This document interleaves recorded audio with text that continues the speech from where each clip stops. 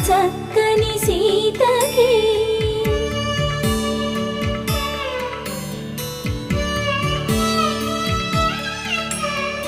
ఎర్ర జాబిలి చేయి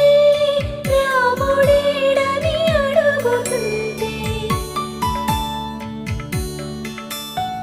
చూడలేదని పెదవి చెప్పే చెప్పలేమని కనులు చెప్పే నల్ల పూస